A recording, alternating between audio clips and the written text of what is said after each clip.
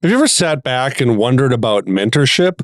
The different people that are in our kids' lives that kind of speak into them, whether that's an older basketball player that might play the saxophone and it inspires an interest in our kids to learn an instrument. Many times we kind of look at those things and think they're awesome, and we love that our kids are building those relationships. But for others of us, we might look at that and wonder if those kids can handle mentoring our kids. Do they have the mental toughness? Do they have the fortitude? Do they have that commitment to walk through something like school or relationships or growing in their relationship with the Lord with our kids? It can be kind of a dark place for some parents when we start to think about the different people who are mentoring our kids and if they have what it takes to actually be mentors.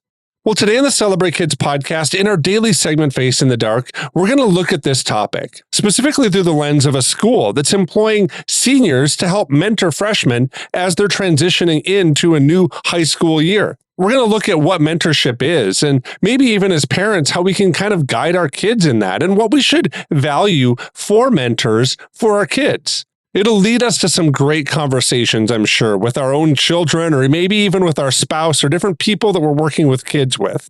And it'll help us face the dark. So let's turn now to Dr. Kathy Cook. Don't be afraid of the dark. Be careful with stars.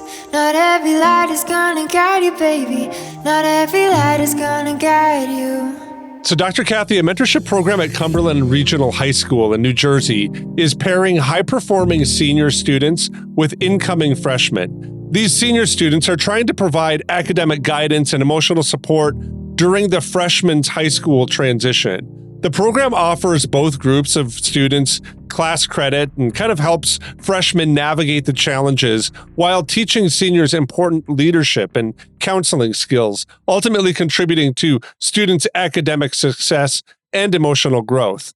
Now, Dr. Kathy, our friend Jeff Myers has a great book on mentorship. It's called Cultivate. It kind of guides people who are seeking to be mentors to kind of mentor others. I'd like to hear from you kind of along these lines. What are some important things that maybe parents or adults can kind of understand about mentorship, especially as we seek to be people who walk through life with our kids? Yeah, that's a great question. One of the reasons that this program at Cumberland Regional High School may work is that the mentors are close in age to the mentees. So the mentees, the freshmen in high school, will believe that the seniors in high school can relate to them and do understand the stress that they're going through about finding their classes and finding friends, and should I go to the dance and what would that feel like, et cetera. So I do think that if we're going to mentor our, young people in our churches and community, that we better figure out what teenagers are like today, what their concerns are today, what their issues are, why they dress the way they dress, et cetera, so that our input into their lives can be relevant. I also think that I will go on record to say values are always most important. So to make sure that we know our values and that why do we believe that they're significant and worth passing on to others.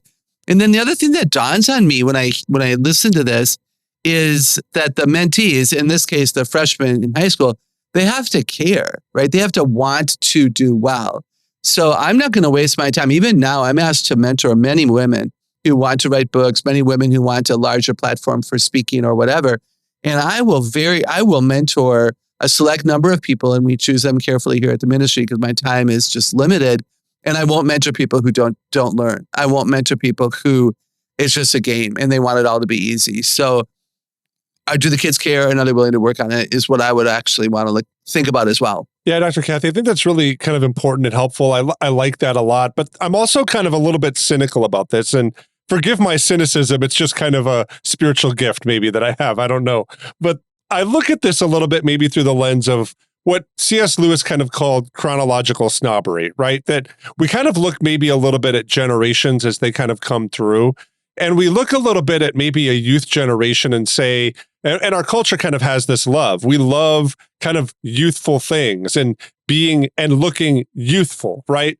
With that, I know that when we look at this, we kind of think that these seniors, because they're close in age to the freshmen, might have some things that are really important to kind of pass along to them from a generational standpoint. But I wrestle with this because most seniors are also battling with their own, I would probably say kind of mental health challenges. They've got a lot of big things that they're looking to transition with. And then we're asking them to kind of step in and support freshmen through maybe some mental health challenges that the freshmen are having. As a parent, I really want to guide my sons and daughters to kind of right mentors with this. And I wrestle a little bit to think that a senior is going to be maybe the right mentor for them.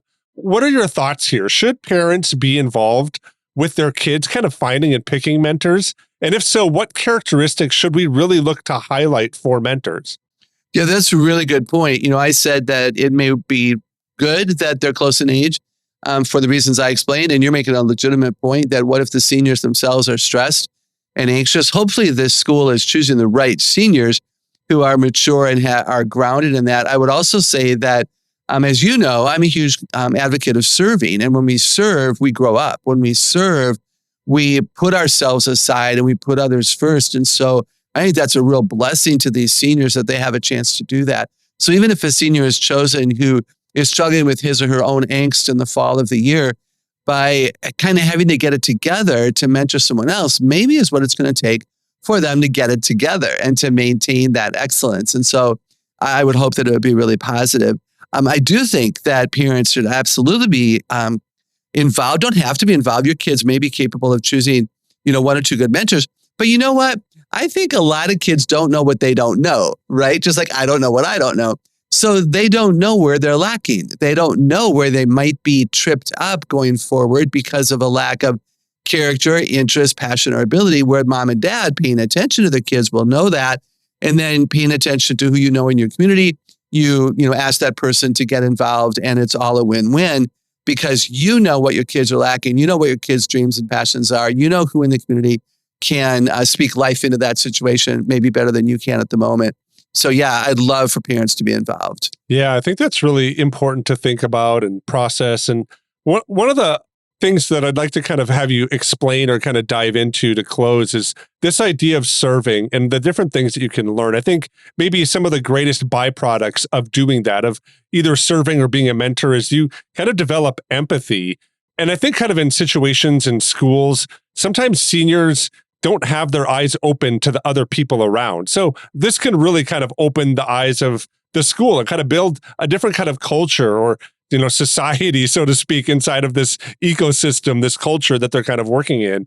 If you set up a program like this, what kind of training or guidance would you kind of give the seniors to help guide them to be strong mentors? And maybe even what are the things that you think we need to focus on at that stage of life to build as characteristics for them?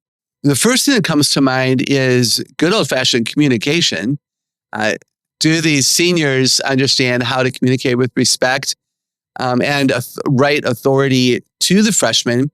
And, the difference between maybe informing and persuading, right? Like, how do you persuade a freshman that this would be a better attitude versus informing them? So I think I would do some training in that. Enthusiasm, energy, motivation, having a motive, being able to know when to push forward, when to kind of stay back a bit and give that student maybe some breathing space. So I think communication. I think one of the most important things to train in is time management. If we were to interview parents of freshmen right now, I think they would be screaming about time management. My kid can't estimate how long it takes him to do his homework, so he's up way too late. He's trying to manage. He still wants to take piano lessons. He's playing the flute and band. He's on the soccer team. He wants to watch his girlfriend play, volleyball. He's got a little bit of homework, et cetera, et cetera. So I think I would encourage mentorship in time management and then intellectual, emotional, and social development. Ideally, the school has done this. It can't just be intellectual because we're not just intellectual beings. These freshmen who are needing support have emotions and they have social needs. And I would love to see mentoring in all three of those areas. There's a passage in the book of Titus that popped into my mind as Dr. Kathy was speaking. It comes out of Titus 2, beginning at verse 1. And this is what's written. You, however, must teach what is appropriate to sound doctrine. Teach the older men to be temperate, worthy of respect, self-controlled, and sound in faith and love and in endurance. Likewise, teach the older women to be reverent in the way that they live, not to be slanderers or addicted to much wine, but to teach what is good. Then they can urge the younger women to love their husbands and children, to be self-controlled and pure, and to be busy at home, to be kind, and to be subject to their husbands, so that no one will malign the word of God. Similarly, encourage the young men to be self-controlled, and in everything, set them an example by doing what is good. In your teaching, show integrity, seriousness, and soundness of speech that cannot be condemned, so that those who oppose you may be ashamed, because they have nothing bad to say about us. There's something about this passage here in Titus that is really encouraging, especially in light of what we're talking about here, to train up mentors, especially for the older men that are kind of mentoring our kids, or the older women that are mentoring our daughters, and to guide them to think about the things that they should be mindful of, the way that they are treating their families and their people at home, or the way that they're going about their business, that they would have integrity and seriousness. I think that this passage in Titus reflects a lot of the things that Dr. Kathy talked about today. And I hope that that gives you courage to go and face the darkness that might be kind of shrouding you in these moments. I want to thank you for listening to the Celebrate Kids podcast in this daily segment, Facing the Dark. On behalf of Dr. Kathy Cook, my name is Wayne Stender, and I'm looking forward to seeing you here back again tomorrow.